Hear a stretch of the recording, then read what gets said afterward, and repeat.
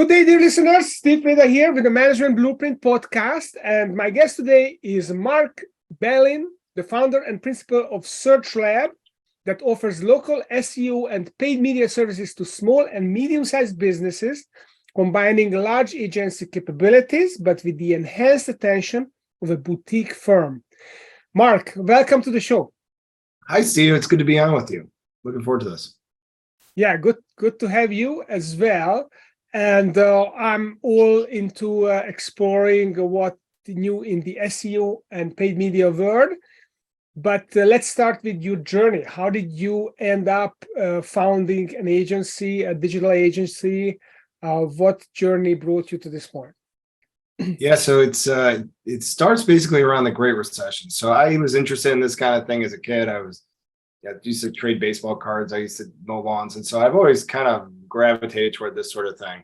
But really, I had a normal job. I was working at a company called Local Launch. I did well there. And during the Great Recession, we all were going to lose our jobs. So this was 2009. At that point, I founded my first agency, which was called Evolving Interactive, and worked there for 8 years. Once for about 5 of those years, it was really good. And then I started to have a little bit more, like complications in my personal life. So I got married, I started to have children, and really wanted to do different things than the other founders of that company. So it's a funny story. I went and gave notice on January 10th of 2017. And when I went home that day, my wife went into labor with my son. So I had given notice and had a baby within 24 hours. It was a momentous day, I guess, in my life. And so at that point, I stuck around for a little while, but March 1st, 2017, I started SearchLab. A lot of that had to do with just really wanting to provide for my kids, and I'm the only owner of it, and so it's been a great experience ever since. I think that there's a lot of things I'm leaving out there, Steve, but that's the gist of it. Yeah, I mean, of course, any enterprise, there are ups and downs, and even when you're growing, you don't grow like this, you grow like this. Yes. And that's just the nature of the beast. But you figured out some things in this company based on what we discussed in our earlier pre-call. And one of the things that really grabbed my attention was your sales framework that you developed at SearchLab. Can you explain what that looks like and how do you work it? Sure. So, one of the things in my industry, there are a lot of conferences, trade shows, that sort of thing. And then there are niches within those trade shows. So conferences specifically for automobile dealerships or medical practices or whatever. And so I recognized pretty early on that was the key. So like being on those stages and connecting with audiences would be a key to our growth, right? I was okay at getting on those stages, but I wasn't great. So I started to hire people who were really good at it. In particular, the first person we hired was Greg Gifford, who is like well-known, speaks all over the world about SEO. And it worked just like I thought. I mean, as soon as he got on the stage, it was fine, but it was a problem because we were getting leads, but we needed to clean up our sales process. So at that point, we began hiring salespeople. And so basically the components are this. You have a speaker who presents at the conference. You're going to have a salesperson who's going to take leads from that conference and bring them through an orderly sales process. Oftentimes we will, if not always, we will exhibit at those conferences. So we'll have a booth and we'll have an exhibit where salespeople will look for people. They'll cultivate relationships and bring them through an early process. So what's interesting about us is our sales demonstrations are actually done by the product expert. So the people who are on the stage do that. But I'm pretty confident in saying I don't think Greg has ever put a name into our CRM once. Like the salesperson does all the hard work of actually negotiating the deal, getting it across the finish line. But the product expert does a lot of the sales demonstration, the client facing stuff. And so what we've really evolved into now is we're going to be at something in the neighborhood of like 30 conferences next year. We'll have a sales presence there. We'll have speakers at as many of those shows as we possibly can. And we're going to have three people on my team who a big part of their day-to-day life is to travel around and present at conferences, to take people through an orderly sales process and then the salespeople close those deals. That's pretty neat. So I know companies that attend conferences, but I never heard someone doing it in such a large scale. 30 conferences. It sounds like you're at most. I mean, are these specific niches that you're targeting, or what is your approach? Sort of. This happened. It was not super intentional, but it will make sense. One of our biggest verticals is in auto dealerships. So we work with, I don't know, like 100 something car dealerships. So that's been a great vertical for us. And what happens is you do well for a car dealership, you perform well, they refer you business, you begin to get more fame on the conference stages, and you get asked to more shows, and it sort of has taken on a life of its own. And so over this time, we're really interested in that. We'll speak at vertical specific conferences like NADA or Digital Dealer are examples of that. We'll speak at large digital marketing conferences like SMX or PubCon, and we'll speak at I don't know, a whole bunch of what are called like 20 groups or smaller engagements with select targets like automobile dealerships. Wow. That's awesome. So that's your main lead generation tool, is the speaking and the conferences? Yeah, that's really what has done it. And to kind of give you some sense of how well that's performed for us. So we were about, like barely over $1 million in 2019 in my top line. And now this year will be like 7.5 million. So that's from 2019 to 2022. Wow. It's been a very effective strategy for us. It's not the only thing we do, but it is by far our main focus is to try and be on conference stages. We have really good, the folks on my team who are really good at this, they're really good at educating. They can speak well, they can present. It's engaging, the content that they do. And so not everybody in that audience is a client of ours, right? Like, so you have to appeal to a lot of people who maybe never buy anything from you.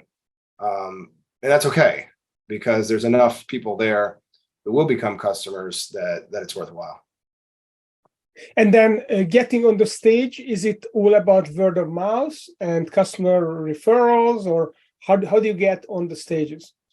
So that's a great question. And obviously that's the hardest part, right? So this is going to be a bit of a cop-out, but the biggest thing is to have the right kind of people who are education focused. So they really just want to educate people. They're they have presentation skills. And then from there, it becomes a matter of just pitching. So just like anything else, it's not rocket science. There's a speaker submission form for every conference you can think of. At the beginning stages, you're going to have to get rejected a lot. It's just like sales. You're going to have to apply to 20 conferences to be accepted to one. And once you get that opportunity, though, Steve, it's really important that you nail it. And so when you're on the stage and you have a chance to show what you're capable of, you have to do a really, really good job, because that should lead to more opportunities. So you perform well at a show, you get good scores from the audience. You'll be asked back to that conference, and very often that conference organizer is organizing another conference somewhere else. Becoming friends with the conference organizers is a good idea. That can really help. Making sure you're connected on LinkedIn, make sure that we'll go out to dinner with them, stuff like that, and make sure that they remember who we are. But more than anything, if you're not capable of giving a good presentation, then I wouldn't even try. Like all this will be for naught. But if you're capable of giving a good presentation, go through that period of rejection, and you're going to get told no a lot. Take any opportunity you can to practice. One of the things that I've seen people do is they'll do the same talk a bunch of times, but they'll start at like sort of a regional show, and they'll kind of get a sense of how the talk does. And okay, that joke didn't really land, or this one was funny. Maybe I'll go a little bit further next time. they'll take it from the regional show to let's say like a search marketing conference, fine tune it even more. And then by the time you get to the vertical conference, the NADA, the digital dealer, we've got to make a lot of money. That conference talk is really, really refined. It's really good. You've practiced it. And that's where you really need to shine. You need to be invited back to that conference, and you need to work with the conference organizers to get into other shows. Yeah, that's great advice for speaker. And I know speaker. I mean, I did that as well. I went to all the Rotary clubs initially, and all the Lions clubs, and they were absolutely not target market, but it was a good way to practice the speaking. And I got to the Vistage circuit, and I went to those groups, and then you go from there. You get invited to conference, so that's awesome. Yeah. So let's talk a little bit about the SEO business. I'm always fascinated with how things change. Obviously, Google is changing their their methods and the way they evaluate the search words and all that stuff. But how is SEO evolving? So how are you on the on the service side changing how you do SEO and pay-per-click advertising? What are the trends in the industry?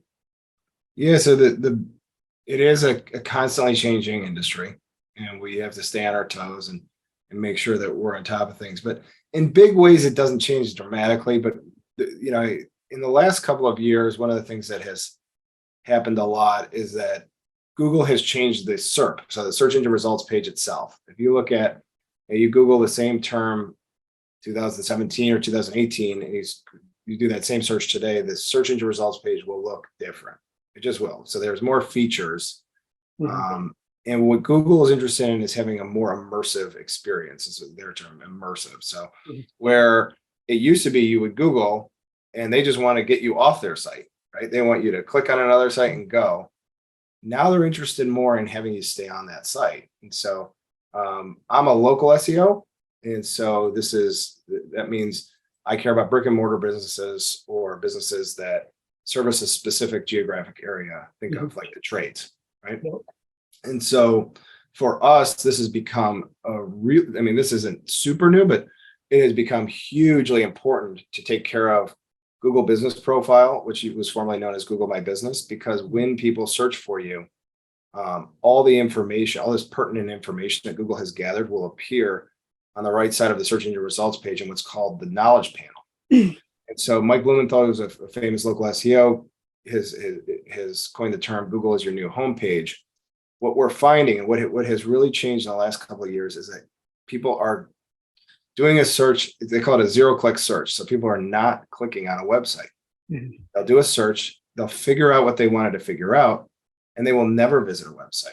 And so tracking and proving that you've provided some value to your clients has become more challenging because they never go. So things like your opening hours or busy periods or what your phone number is, they don't ever have to go to your website anymore now. So if that stuff is incorrect on Google and you're not taking care of this really important blocking and tackling work, if you don't have specials during the COVID period, if you didn't have your COVID policies listed on Google, if you're not in Google Business Profile, you have questions and answers. If you're not answering those questions, if you're not responding to your reviews, then you are leaving opportunities at the door because people will simply not go to your website sometimes now.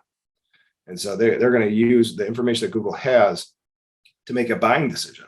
Yeah. So it's become more of an immersive experience. And then, where I think it's going to go is even more down that rabbit hole. So for example, if you did a search today for hotels, you would see a very different SERP than you would if you searched for plumbers, for example. Mm-hmm. Different than car dealers, and so there's special features for verticals, which I talk a lot about, that are becoming more and more where I think Google is going to go, because their interest is in having an immersive experience. It's not about you puddle jumping anymore. You land on Google and then you go somewhere else. They'd like to keep you, continue to serve you ads. They want to keep getting money, find new ways to serve you ads, and they want you to stay on their website for longer. Interesting. Well, I certainly noticed that I ask a lot of questions on Google, and then the answers, the most likely answers, actually, you just open up a little window and You can just read it there. You don't even have to leave. And I don't like to leave because I want to look at the other answer and the next answer and not to be clicking back and forth. But it's really good awareness to have that, I am treated like that as well. And my content, I was wondering that these guys create that great content that shows up on the top of the page, and I don't even know where this came from. I just get the answer and don't even have to engage with the creator of that content. That kind of disappointing for the people who created that. Yeah, of course. Yeah. So that is interesting. So what are the success factors of a successful pay-per-click program? What should people be doing? Yeah, so pay-per-click, I think, is more straightforward, right? It is really about, for every dollar you put into it, you should get $3 out. And so it's more cold, it's more practical, it's more mathematics oriented. Our director of PPC, who's like a huge deal in the industry, was a math major in college. It's that side of your brain a little bit more. You still have to write ad copy, you still have to do some creative work. But for me, really what I want to know is, how much did I spend and how many leads did I get for that spend? And then how much did it cost per lead? So what's my return on ad spend? That's the whole name of the game. And there's a lot of things that we're going to do to try and improve that. There are things with it that are native to Google. Google's having more automated ad features these days, which I don't always like. But really, at the end of the day, what we're talking about, this is a business decision, right? If you're spending money with SearchLab and with Google, and we're not turning your money into more business opportunities for you, then we shouldn't be working together, right? We wouldn't deserve your money. So at the end of the day, it's a return on ad spend world. What are those desirable actions? Are you looking for phone calls, chats, web forms? We can have a discussion about that. But at the end of the day, how much is that form worth for? How much is that conversion worth to you? And how much are you willing to spend to get one? And if we're aligned on those goals, then making sure that as long as we're under your target and you're getting a good return on ad spend, it leads to a very happy, long relationship with the advertiser. So what does a good return represent? So is it like 20%, 50%, 200%? I just had a conversation with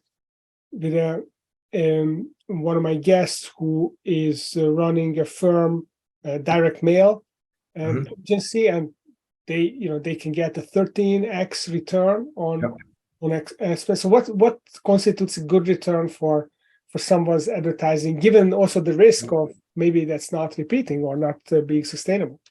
So I'll give you the same thing that I use internally. So I'm also a business owner, so we have our own advertising, and this is exactly what I do. So it's the way I look at anything that I'm not getting 3 times return is not worth it. I mean, if I'm getting a 2-to-1 return, it's just not worth it because the opportunity cost isn't there. Anything that's like 5 times or better, I consider fine. It's good. Generally, anything above 5x is considered very good. I'd be willing to invest more money in that. But 3-to-1 is about as low. Anything lower than 3 times your return, I don't see how I could be spending that money better. These are just like the same way you would think about investments. I think about allocation of advertising dollars. Yeah. Now there is some truth to the fact, like PPC it's not a light switch. You can just turn it on and then all of a sudden you're getting money, but it is more quick than SEO. So like in month 1, I tell clients, like, expectation setting in month 1, you may lose money. In month 2, we're looking to break even. And by month 3 and onward, this thing should be something that makes you money, or else let's stay friends. And we don't need to have a relationship, because you could do better elsewhere if we're not doing that. But fortunately, our retention in PPC is really strong because we do deliver good ROAS.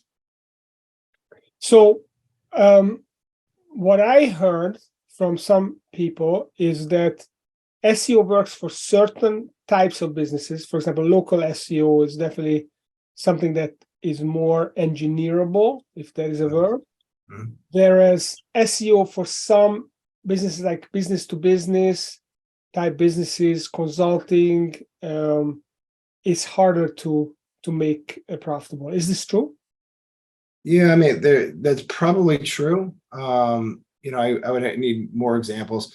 For the industries that we work with, it's very beneficial. What I would suggest if somebody wanted to learn more about this is like you probably have analytics onto your website.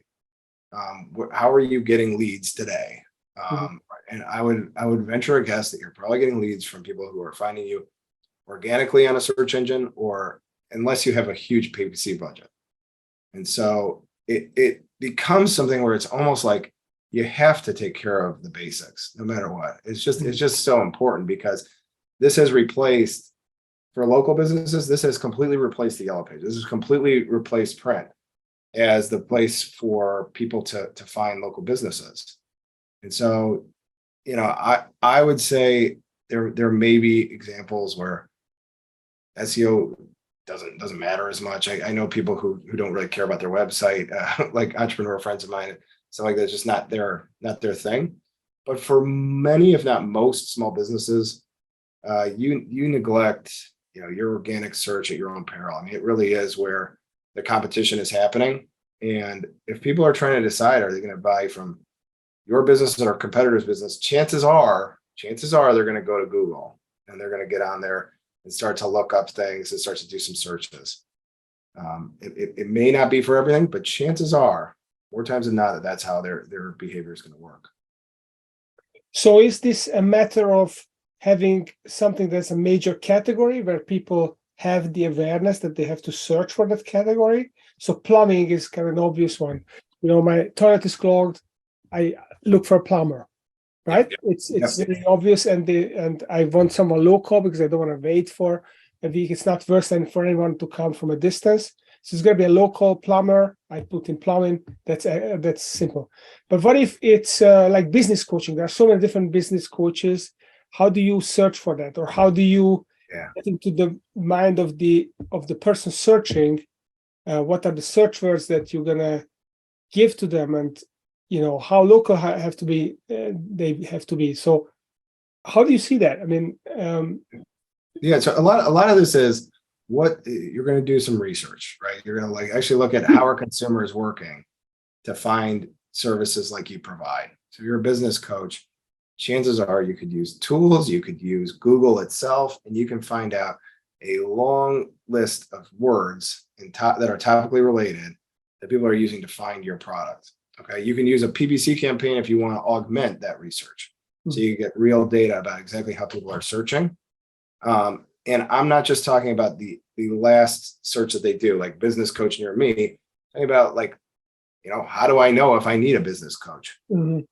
What's the benefit of an E-Myth coach versus a EOS coach? Those sorts of questions. Now, once you know those terms and they're topically related, you'd want to create content around those pages. So if you have a page, it's like, what's the difference between an EOS coach and an E-Myth coach? You have the best page on the World Wide Web about that. Google should rank your page high on the search engine results page. And now you're in sort of middle of the funnel there. That person isn't bought from you yet, but they have been introduced to your brand. You can start a marketing funnel at that point. So you can start to serve them remarketing ads. You could start maybe have them sign up for a newsletter, and now you have their email address, and you could start to serve them email marketing. But the point is, without traffic, there is no hope. So you're going to need to start by creating content that people will start to land on your site. It can be informational content. And as you take them through an orderly marketing funnel, you get closer and closer to getting a client. So there are ways that this can work. Where I find, to answer your question, I was trying to think of something where I think SEO doesn't work as well. One of the things that's really hard is like a brand new idea. So if you have an app for something that no one's ever heard of before, it's kind of hard, right? Like that, because generally speaking, what Google does well is you have an idea of what you want, it's going to give it to you. But in the case of like some brand new app that nobody's ever heard of, you need to make the public aware of that. SEO doesn't do that as well. There's other channels that other levers I would probably pull on from a marketing standpoint. Yeah. So first you have to figure out the keywords.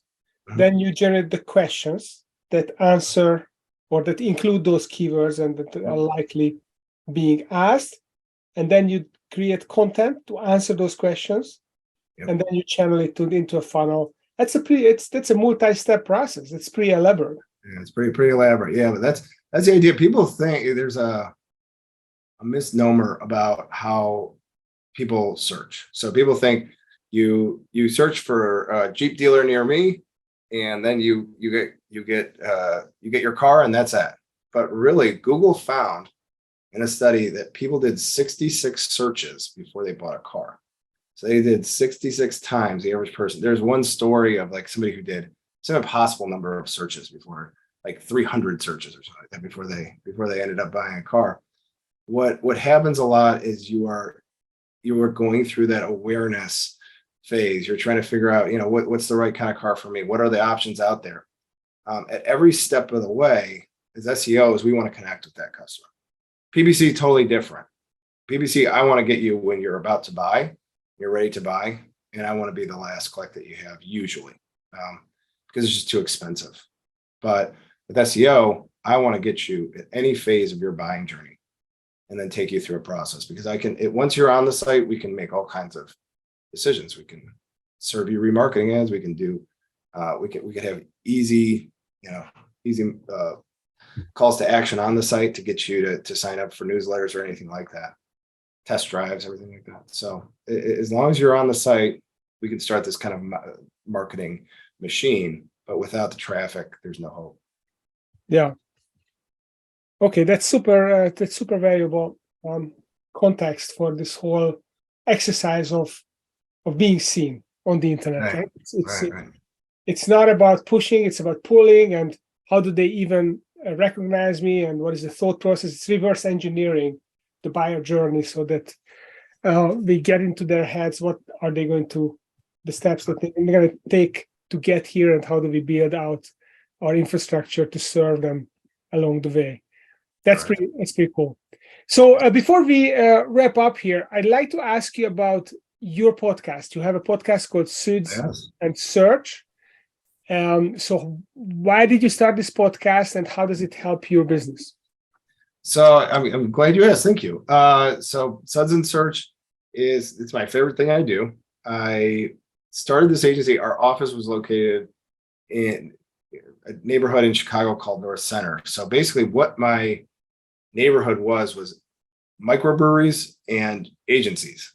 And that was it. It was just kind of startups like me and a bunch of microbreweries around there.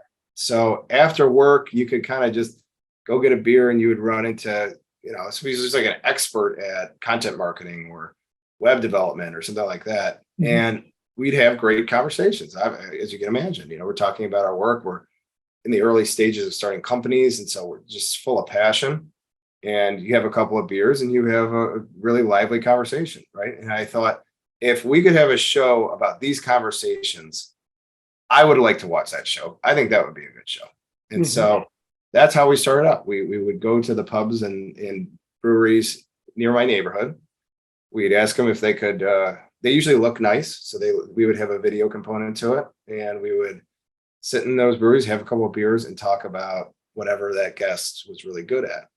And that was going swimmingly until COVID. And then all the breweries were closed. And so we had to, I was like sad I had no show, but fortunately, Greg, who I mentioned earlier, said, look, this is a blessing. We could do these over Zoom.